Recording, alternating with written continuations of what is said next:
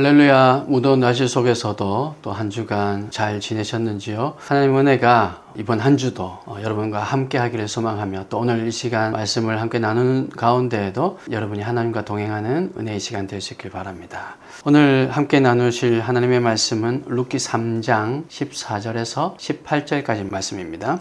룻기 3장 14절에서 18절까지의 말씀을 제가 봉독해 드리겠습니다.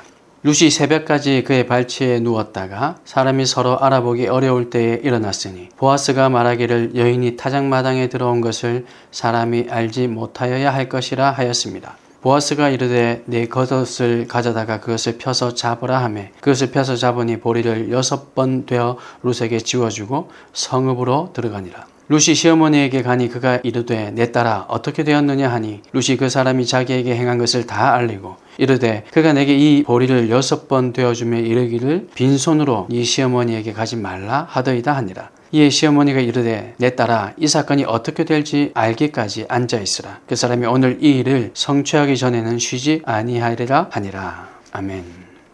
오늘 함께 봉독한 말씀으로 은혜를 나누려고 하는데 오늘 말씀 제목은 오해를 하든 말든 이렇게 한번 잡아봤습니다. 우리가 지난주에는 룻과 보아스를 비교하며 한번 살펴보았습니다. 그래서 아직 이 두 사람은 정말 천생연분과 같은 소울메이트 같은 그런 관계가 아니겠느냐 이렇게 살펴봤죠. 룻은 욕심, 자기 속에 있는 그 욕심에서가 아니라 하나님의 뜻을 쫓아서 그래서 믿음으로 실천하고 그 후에는 보아스에게 다 내어 맡기는 그런 룻의 모습을 보았고 또 보아스는 룻을 안심시키며 그리고 정직하게 나 외에도 또 다른 나보다 더 가까운 친족이 있노라고 그렇게 정직하게 얘기하며 끝까지 책임지는 모습을 통해서 둘은 정말 소울메이트가 아닌가 그렇게 생각했습니다. 그런 믿음의 사람, 이런 믿음의 사람끼리의 만남은 하나님의 뜻을 성취해가는 아주 좋은 도구가 될 수 있지 않을까 그렇게 생각하고 우리 그런 또 사실 발견하며 하나님 은혜를 나누었습니다. 오늘은 룻기의 마지막 클라이막스 이 3장의 마지막 부분을 우리 살펴보면서 함께 은혜를 나누겠습니다. 계속해서 보아스와 룻의 대화가 이어지고 있는데요. 룻이 보아스에게 청혼을 했습니다. 우리 지난주에 살펴본 것처럼 보아스는 그 청혼을 받아들이지만 기업 물을 책임은 자신보다 더 가까운 친척이 한 명 더 있어서 그에게 물어본 후에 가능하다고 하면서 어쨌든 자신의 책임을 다하겠다 그렇게 약속합니다. 그런 대화가 오간 후에 보아스는 룻에게 타작마당에 있었던 그 사실, 지금 룻이 이 보아스의 발치 이불을 들치고 지금 누웠던 이 사실을 다른 사람들이 알면 안 된다고 말하면서 아직 어두울 때에 속히 일어나서 가라고 얘기합니다. 왜 그랬을까요? 무엇이 두려웠던 걸까요? 말은 그렇게 했지만 사실 속마음은 그렇지 않았던 걸까요? 그러기에는 또 가는 룻에게 또 보리를 6대나 되어서 주기도 하고 하는 걸 보면 또 그런 것 같지는 않습니다. 보아스는 룻의 행동이 부정하다고 여긴 것일까요?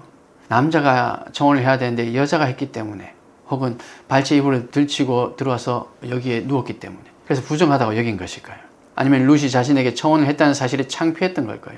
그런 경우도 있지 않습니까? 어떤 질문을 던져봐도 마음이 시원해지는 것은 없습니다. 보아스는 룻의 행동이 부정하다거나 혹은 창피한 것이 아니었습니다. 오히려 룻을 정숙한 여인으로 보고 있었고 또 룻의 청혼에 진심으로 감사한 마음을 표했습니다. 네가 네 시어머니에게 했던 그 헤세드, 그 은혜보다도 오늘 나에게 베푼 이 헤세드가 더 크다 뭐 이렇게 얘기할 정도로. 그럼에도 보아스가 룻에게 아무도 모르게 돌아가라고 한 이유는 불필요한 오해를 만들지 않기 위해서 이렇게 보는 것이 가장 합리적인 해석입니다. 사람들은 말하기 좋아하죠. 특히 다른 사람들의 이야기, 그 중에서도 뭔가 의심스러운 것들을 보면 자신의 생각들을 추가해서 요즘 말로 하면 뇌피셜을 총동원해서 말을 만들어내고 그러다 보면 마치 이제 그것이 사실인 것처럼 사람들에게 전달됩니다. 일부는 사실일 수 있지만 일부는 또 그들의 뇌피셜이 다 첨가되어서 MSG가 많이 이렇게 쳐져서 그렇게 사람들에게 전달되기도 하죠. 이런 일은 요즘에만 있는 일이 아니라 사람이 이 공동체를 이룬 후부터, 그러니까 혼자가 아닌 최소한 2명 이상이 살아가는 이후부터 쭉 있어왔던 일입니다. 그럼 뭐 거의 인류가 있기 시작한 그 이후부터 지금까지라고 봐도 과언이 아닐 겁니다. 그래서 요즘 뭐 여러분 유튜브 뭐 이런 영상들을 열어보면 그냥 가만히 앉아서 이야기만 잘해도 이 잘이라는 말은 맞는 사실, 정말 건전한 사실, 이것뿐만 아니라 그냥 뭐 사람들이 듣기에, 사람들 귀에 뭔가 가령 부분을 잘 긁어줄 수 있는 그런 말만 잘해도 인기를 얻고 돈을 벌 수 있는 그런 세상이라는 것을 여러분 이미 다 잘 아실 겁니다. 근거가 있든 없든 그것은 크게 중요하지 않습니다. 사람들이 듣기에 혹할 수 있는 얘기들, 가십거리들, 말초신경들을 자극하는 이런 이야기들, 혹은 사람들의 인격을 깎아내리거나 모함하는 이야기들, 이런 이야기들이 많은 인기를 얻고 있습니다. 그래서 어떤 사람들은 이 인기에 편승해서 돈을 벌기 위해서 일부러 정말 그런 말을 만들어내기도 합니다. 자신이 하는 그 말이 자신도 거짓말인 줄 본인도 알면서도 말을 하는 거죠. 왜냐? 돈을 벌기 위해서. 그렇기도 하더라고요. 만약에 그 말이 사실이 아닌 것으로 밝혀져도 딱히 사과하는 일도 또 처벌을 받는 일도 드문 것이 현실입니다. 처벌을 받아봤자 아주 솜방망이 처분 정도밖에 안 되는 거죠. 설령 사과를 하거나 처벌을 받게 된다 하더라도 그 사람이 얻을 수 있는 이익 혹은 재미는 이미 다 본 이후가 되는 것이죠. 큰 의미가 없습니다. 보아스와 룻이 살던 세상도 크게 다르지 않았습니다. 물론 오늘날처럼 유튜브가 있고 뭐 그것으로 인해서 돈을 벌고 이 정도까지는 모르겠지만 크게 다르지 않았습니다. 특히 제 소견에 옳은 대로 살던 사사시대에는 더욱 그랬습니다. 그러니 지혜로운 사람 보아스와 룻은 이 사실을 너무나도 잘 알았기에 자신들의 이 지금 행동이 오가는 이 대화가 부끄러울 것 없고 떳떳하고 당당했지만 혹시라도 사람들이 오해하고 비방할 것을 미연에 방지하려고 했던 것이죠. 우리도 살아가면서 이런 경우를 많이 경험합니다. 보아스와 룻의 입장일 때도 있고 또 그들을 목격한 사람의 입장일 때도 있습니다. 어떤 경우건 우리 그리스도인들은 항상 말에 책임을 져야 한다는 생각으로 조심하고 가려서 얘기해야 할 겁니다. 만약 보아스의 입장, 룻의 입장에 있을 때 우리는 어떻게 할까요? 믿는 우리가 믿지 않는 세상 사람들이 보는 경우, 믿는 우리를 믿지 않는 세상 사람들이 보는 경우 아무리 잘못한 것이 없고 당당해도 믿지 않는 사람들의 입장에서 오해가 되겠다 싶은 행동은 가능한 하지 않는 것 혹은 좀 가리는 것, 이것이 믿음의 사람이라 얘기할 수 있을 겁니다. 보아스와 룻의 입장에 우리가 처해 있다면 말이죠. 이것은 믿는 사람들 사이에서도 마찬가지입니다. 다른 사람이 오해를 하든 말든, 그래서 저도 이 오해를 하든 말든 약간 자극적인 제목을 오늘 달아봤죠. 다른 사람이 오해를 하든 말든 나만 떳떳하면 되는 거지 라고 생각한다면 하나는 아는데 둘은 모르는 사람이라고 말할 수 있습니다. 지혜가 부족하다고 생각이 됩니다. 바울도 그랬습니다. 할례가 구원을 결정하는 것이 아니라는 사실을 누구보다도 잘 아는 것이 이 바울이었지만 유대인들이 오해할 것을 걱정해서 디모데에게 할례를 받게 했고 또 제사상에서 나오는 고기를 먹는 것이 그게 죄가 아니라는 것을 누구보다도 잘 알았지만 연약한 사람들이 그것을 보고 실족할 것을 우려해서 그것을 먹지 않았습니다. 예수님도 그랬죠. 쓸데없는 비방거리를 만들지 않기 위해서. 그렇지 않아도 예수님을 향해서 거짓 선지자 혹은 하나님의 아들이라고 사칭하는 사람 뭐 온갖 이단이다 사입이다 그런 얘기들이 지금 나오고 있는 상황 속에서 더 많은 비방거리를 또 하나 만들어내지 않기 위해서 예수님은 내지 않아도 될 성전세를 내기도 하셨습니다. 사랑하는 여러분, 배려하는 삶이란 이런 것이 아닐까 생각합니다. 내가 아무리 떳떳하지만 사실은 내가 한 번 접어줄 수 있는 것, 내가 한 발 물러설 수 있는 것, 이것이 배려하는 삶이 아닐까 생각합니다. 무조건 숨기라는 것이 아닙니다. 무조건 다른 사람이 다 모르게 하라는 것이 아닙니다. 연약한 사람이 상처받을 것이 예상되거나 반대자들에게 비방거리가 될 만한 것, 그래서 그리스도의 이름이 땅에 떨어질 그런 위험이 보인다면 자제하고 참고 인내하는 것, 이것이 그리스도인의 모습이라 말할 수 있을 겁니다. 교회다운 교회도 그리고 여러분들도 연약한 이들을 배려하고 괜한 오해로 일을 그르치지 않도록 더욱 지혜롭게 처신하고 또 행동하는 하나님의 공동체가 다 되시기를 주님의 이름으로 축복합니다. 사람이 살아가다 보면 가까이 해야 할 사람이 있고 또 멀리 해야 할 사람이 있습니다. 여러분 어떤 사람과 가까이 하기를 원하십니까? 또 어떤 사람을 본의 아니게 혹은 의도적으로 멀리 하게 되십니까? 이유는 여러 가지고 유형도 여러 가지일 겁니다. 그런데 오늘 단순하게 한번 생각해 봐서 나에게 이익이 되는 사람은 아마 가까이 하고 싶을 것이고 나에게 불이익을 주는 사람이라면 멀리 하고 싶을 겁니다. 이건 누구나 가진 동일한 마음이겠죠. 그 이익이라는 것은 경제적인 것일 수도 있고 때로는 정신적인 것일 수도 있고 혹은 영적인 것일 수도 있습니다. 영적으로 이로운 사람, 정신적으로 이로운 사람은 어쨌든 내 곁에 두고 싶죠. 내가 그 사람 가까이 가고 싶죠. 하지만 날 정신적으로 너무 지치게 하고 힘들게 한 사람, 영적으로 나에게 전혀 도움이 되지 않는 사람, 가능하면 멀리 하고 싶을 겁니다. 물론 이 사람이 영적으로 나에게 사실은 도움이 되지 않는 사람이지만 본인이 그 당시에 그것을 느끼지 못하면 자기도 모르게 가까이 할 수도 있겠지만 그것을 느끼기 시작한다면 멀리 하게 될 겁니다. 우리 15절 한번 볼까요? 15절을 다시 한번 보면 보아스가 이르되 네 겉옷을 가져다가 그것을 펴서 잡으라 하며 그것을 펴서 잡으니 보리를 6번 되어 룻에게 지워지고 성읍으로 들어가니라. 이렇게 기록하고 있습니다. 보아스가 룻에게 이제 아예 먹을 것을 자기 손으로 직접 퍼주는 것을 볼 수 있죠. 보리를 6번 되어 룻에게 줬다고 하는데 그 양이 정확히 얼마 정도인지 알 수 없지만 여자였던 룻이 혼자 가지고 있을 만한, 그러나 지고 갔다는 걸 봐서는 나름 아주 무겁게 힘겹게 들고 갈 수 있을 만한 제법 많은 양을 줬다는 것을 알 수 있습니다. 룻과 보아스의 첫 만남부터 한번 생각해 보면 처음에는 룻이 보아스의 밭에 가게 되었을 때 이삭 줍는 것을 허락한 정도였습니다. 그러다가 룻이 누구인지를 알게 된 이후 보아스가 룻을 위해서 곡식을 떨어뜨려 주라고 자기 일꾼들에게 그렇게 얘기했고 룻은 그것을 또 줄 수 있었습니다. 좀 더 손쉽게 줄 수 있었죠. 그러다가 이제는 아예 보아스가 직접 퍼다 주는데 그것도 할 수 있는 한 많이 주었습니다. 룻과 보아스의 관계가 서로가 서로를 좀 더 알아가고 가까워지면 가까워질수록 더욱 많은 은혜와 사랑을 베풀고 또 받게 된 것입니다. 제가 좀 전에 말씀드린 가까이 하고 싶은 사람, 자기에게 뭔가 어떤 것이든 영적이든 경제적이든 정신적이든 이익이 있으면 가까이 하고 싶다, 그렇게 말씀을 드렸는데 오히려 또 반대로 얘기해서 가까이 했는데 기대하지 않았던 이익들이, 그것이 영적이든 그것이 정신적이든 경제적이든 기대하지 않았지만 그 이익이 자꾸만 생긴다면 또 그 사람을 계속해서 더욱더 가까이 하고 싶어질 겁니다. 추운 겨울에 바깥에서 일을 하다가 몸이 꽁꽁 얹혀 돌아왔는데 그 자기 앞에 활활 타오르고 있는 난로가 보인다고 생각해 보세요.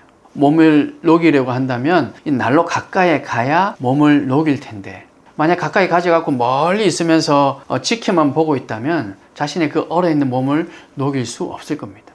난로가 아무리 활활 타고 있다고 한들 가까이 가지 않는 한 아무 소용없는, 적어도 내 몸을 녹이는 데는 아무런 영향을 미치지 못한다는 말이죠. 가까이 다가가면 갈수록 온기가 느껴지고 드디어 몸이 다 녹아서 우리 몸도 따뜻하게 될 수 있겠죠. 하나님의 사랑, 하나님의 은혜도 마찬가지라 생각이 됩니다. 가까이 가면 가까이 갈수록 우리에게 놀라운 은혜가 있고 이익이 있는 거죠. 물론 우리가 이익을 바라보고 가는 것은 아니지만 우리에게 기대치 못한 그런 은혜들이 있더라는 겁니다. 룻이 보아스에게 가까이 가면 가까이 갈수록 놀라운 이익이 있었습니다. 물론 룻이 그것을 바라고 간 것도 물론 또 그러지 않았습니다. 하나님의 사랑이 아무리 넘쳐나고 그 은혜가 아무리 크고 깊어도 우리가 가까이 가지 않는 한 우리와는 상관이 없는 것이 되는 거죠. 하나님께로 가까이 나아갈 때 하나님의 사랑을 알 수 있습니다. 하나님께로 더 가까이 갈수록 크고 깊은 은혜를 경험하게 됩니다. 또한 예수님께로 더 가까이 나아가야 주님께서 겪으셨던 그 고통을 우리가 깨닫게 되고 그래야 그 사랑의 깊이를 알게 되는 것입니다. 부모와 자식 간에도 마찬가지입니다. 제 딸이 아빠와 더욱더 가까워지면 가까워질수록, 그래서 아빠의 마음을 충분히 이해하면 이해할수록 아빠의 사랑이 이런 것이었구나 알게 되겠죠. 그때 했던 그 말이 날 힘들게 하려고 하는 말인 줄 알았는데 알고 보니까 날 위한 얘기였구나 하는 것을 가까워지면 가까워질수록 알게 되는 겁니다. 사랑하는 여러분, 하나님께 가까이 나아가는 것은 무엇일까요? 그래서 우리는 하나님께 가까이 나아가야 되는데 하나님께 가까이 나아간다는 것이 무엇일까요? 룻처럼 하나님의 뜻을 쫓아 실천하며 사는 삶, 말씀대로 사는 삶, 하나님께 맡기며 사는 것, 이것이 하나님께로 가까이 나아가는 것인 줄 여러분 믿으시길 바랍니다. 말씀을 마음에 새기는 것이 하나님을 가까이 하는 것이고 하나님께 기도하는 것이 하나님께서 또한 우리에게 가까이 오시게 하는 방법입니다. 시편 145편 18절에 이렇게 기록되어 있습니다. 여호와께서는 자기에게 간구하는 모든 자, 곧 진실하게 간구하는 모든 자에게 가까이 하시노도. 우리가 하나님께 간절히 구할 때, 하나님께 기도할 때, 그렇게 무릎으로 하나님 앞에 나아갈 때 하나님께서 우리에게 가까이 오신다는 거죠. 여러분 이것을 꼭 기억하시기 바랍니다. 그러므로 하나님께 더 가까이 다가가는 저와 여러분, 교회다운 교회가 되어 있어서 하나님의 크고도 높고도 아주 넓고도 깊은 그 은혜를 모두가 다 체험하고 경험하시기를 주님의 이름으로 축복합니다. 이렇게 집으로 돌아온 룻을 향해서 시어머니 나오미가 16절에 보니까 내 딸아 어떻게 되었느냐 하고 묻습니다. 그러자 룻도 시어머니를 향해서 어떤 일이 있었는지를 소상하게 다 얘기해 주고는 보아스가 직접 퍼주었던 그 보리를 나오미에게 보여줍니다. 그러자 나오미는 이렇게 말합니다. 18절 보세요. 이에 시어머니가 이르되 내 딸아 이 사건이 어떻게 될지 알기까지 앉아있으라. 그 사람이 오늘 이 일을 성취하기 전에는 쉬지 아니하리라 하니라. 나오미의 이 말은 어떻게 보면 당연한 말이지만 사실 그녀의 신앙 고백이 담겨있는 말입니다. 18절 앞부분 보세요. 시어머니가 이르되 내 딸아 이 사건이 어떻게 될지 알기까지 앉아있으라. 이 말은 이제 너 더 이상 아무것도 하지 말고 앉아있으라는 말이긴 한데 여기에 나오미의 신앙 고백이 들어있다는 말입니다. 이제 우리가 할 일은 다 했다. 그러니까 이제 기다리자. 될 대로 되겠지 정도의 의미가 아니라는 겁니다. 지금까지 룻기를 살펴보면서 발견했던 나오미의 그 신앙으로 미뤄볼 때 나오미는 하나님의 주권을 믿고 있었고 하나님께 맡기는 삶을 살아왔습니다. 될 대로 되라는 식의 삶을 살지 않았고 희망을 잃어버리거나 아니면 자신의 힘으로 해결하기 위해서 아웅다웅하는 그런 모습도 아니었습니다. 지금 나오미는 가문을 일으키기 위해 그리고 룻의 행복을 위해 준비했던 그 계획한 대로 다 실행한 후에 이제 결과는 하나님께 맡기겠다. 이제 하나님의 주권, 그 하나님의 주권 속에 내가 온전히 들어가겠습니다. 하나님께서 처분하시는 대로 하겠습니다. 라는 마음인 거죠. 하나님께서 행하시는 대로 순복하겠다라는 의미입니다. 시종일관 나오미와 룻은 신앙인들이 고난을 헤쳐가는 모범 답안을 보여주고 있는 것 같습니다. 실패했지만 하나님께로 돌이키고 또 그 과정에서도 하나님의 주권을 인정하며 서로 배려하고 베들레헴으로 돌아와서도 유행을 바라거나 포기하는 모습이 아닌 최선을 다해 사는 삶. 오늘 하루 내가 할 수 있는 일이 무엇인가 그것을 발견하고 한 걸음 한 걸음 나아가는 삶. 할 수 있는 한 성실하게 살아가는 그녀들의 모습을 볼 수 있었습니다. 그리고 이제 그녀들이 할 수 있는 최선을 하나님께 드린 후에 결과 또한 오로지 하나님께 맡기는 모습이야말로 오늘 우리가 배워야 할 모습이라 생각이 됩니다.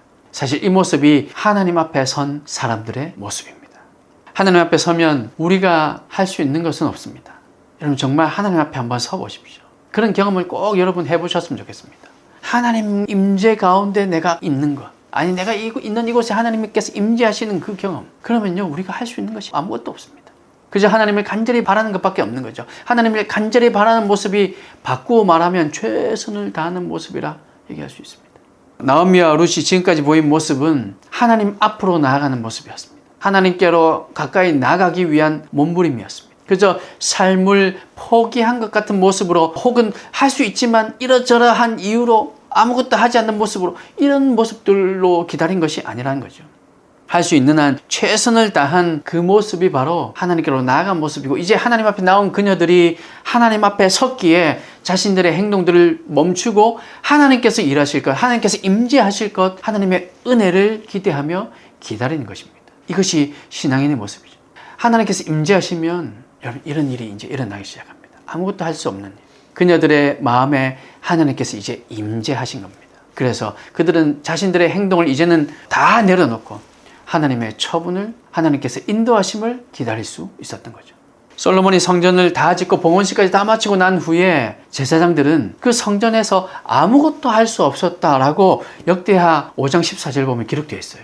왜냐하면 그 성전에 구름이 가득했는데 그 구름은 바로 여호와의 영광이 가득함을 보여주는 구름이었습니다. 구름이 가득하니 아니 하려고 해도 할 수 있는 게 없죠. 못하는 거죠.